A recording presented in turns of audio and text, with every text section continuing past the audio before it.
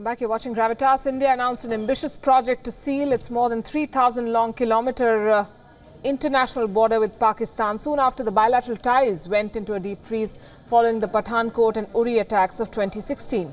The work is on in full swing to create a smart fence, one that relies more than ever on technology and technological solutions, incorporating the best practices and innovations from Israel. Here's a look at the plan, the potential challenges and the global parallels. India has drawn up a comprehensive integrated border management plan, the pilot project of which will be in place in Jammu by March next year. Border Security Force Director General K.K. Sharma calls it a smart fence, combining technology with good old-fashioned patrolling.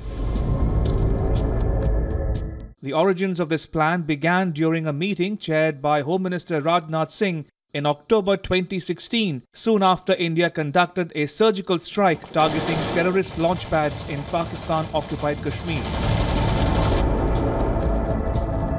It was then decided that the more than 3,000-kilometre-long frontier with Pakistan should be sealed by the end of 2018. The inspiration for this high-tech project comes from Israel, India's strategic partner in weapons and defense technologies.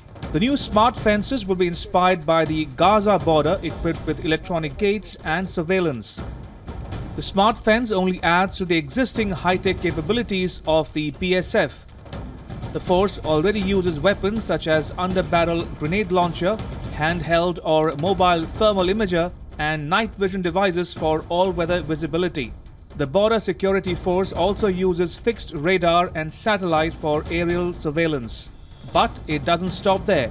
The BSF also wants to deploy laser technology for protecting the underground too, to prevent infiltration using tunnels.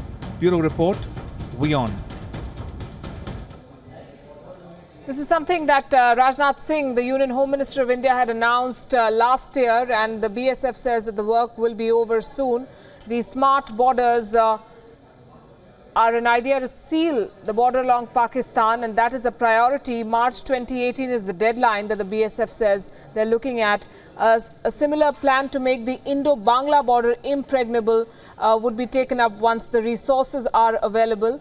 The BSF DG also said that the challenges of guarding these large borders on the two flanks of the country are very dynamic. Remember, when India is looking at technology from other countries, we also have to look at the terrain and the challenges inherent to India, and that is what makes it a unique exercise. This is a 3,000 long kilometre border. We are talking about a smart technology-aided fence will be in place along the Jammu sector by March next year. That's what the BSF chief said, and they're also looking at implementing a similar plan along the eastern border with Bangladesh. The priority, security forces tell us, is Pakistan right now. Joining us on Gravitas this evening, Ian Ram Mohan, former Director General of the BSF. Good evening, Mr. Ram Mohan. My first question to you, how easy or how difficult will this pursuit be? Pardon? How difficult will it be to put in place a border? Question again? Yes, sir. The question I'm asking Mr. Ram Mohan is that this is a 3,000 long kilometre border we're talking about, with the kind of terrain and the kind of weather conditions. How difficult will it be to put this kind of a smart fence in place in the Jammu sector? Yeah. You see, I was IG BSF in Kashmir a long time ago in 93, 95, when the counter-insurgency was on and the insurgency was in a very bad shape. We had a tough time in reversing the whole situation in favor of India.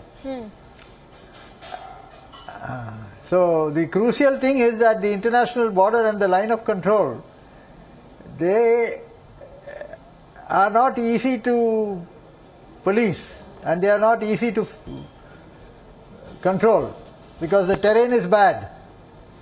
The line of control is with the army and the international border is with the BSF. Yeah, but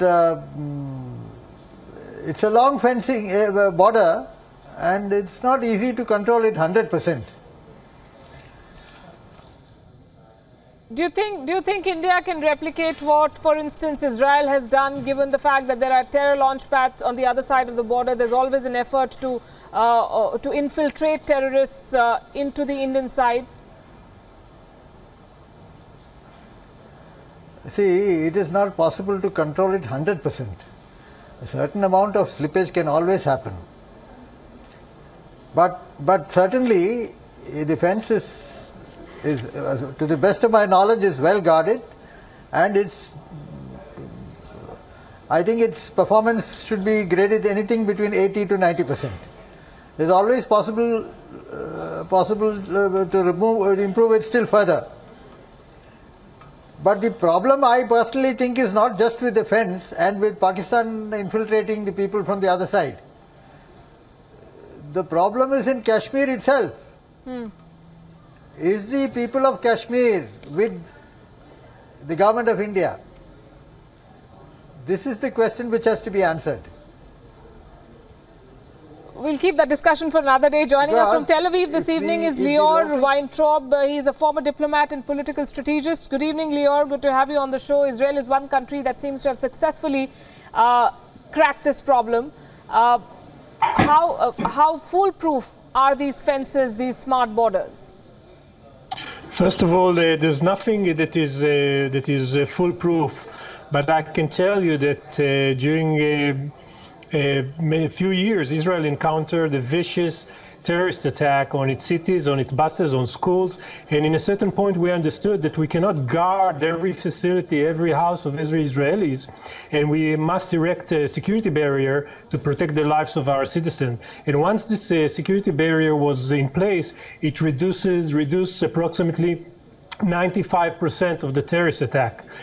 Mostly suicide terrorists. What we discovered during the time that we intercepted those terrorists, that everything was well planned, from building where they're going to hit, what explosive they're going to carry, and so on and so forth, except how they're going to cross the border. When there's no fence, when there's no security barrier, they don't need to plan. They just walk. They take a short stroll, and we discovered that to be very efficient, and it saved the life of many Israelis, innocent Israelis, women, children, and men. And also, I have to tell you that when there is a security barrier in place, it allows the diplomatic level to conduct a more conducive dialogue, since the amount of violence, the amount of terrorism is reduced significantly. And as you know, I think Israel and India are encountering the same problem, the same vicious terror attack on our cities and our villages. So when we discovered, when these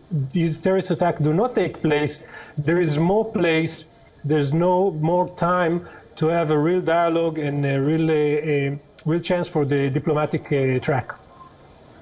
But in India, of course, the conditions are different, the terrain is different, the kind of challenges are also different. These are terrorists aided by a full-fledged army of a neighbor.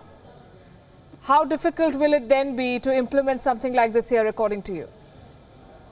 Well, first of all, I do agree the magnitude, the length of the borders, and also the terrain is very different between Israel and India.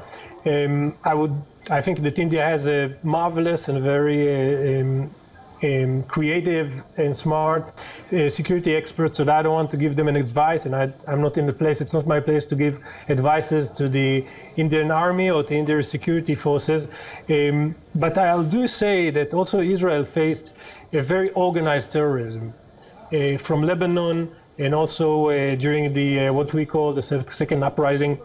It was well organized. It wasn't small terrorist organization. These were almost on the government level, well funded, well organized. So I think that the Israeli lesson, at least the rationale and some of the lesson is something that I think Israel is happy to share with the Indian people. Leo Weintraub, Ian Ramohan, thanks very much for joining us with your inputs here on Gravitas. The first phase of this smart fencing is going to be over by March next year, according to the BSF chief.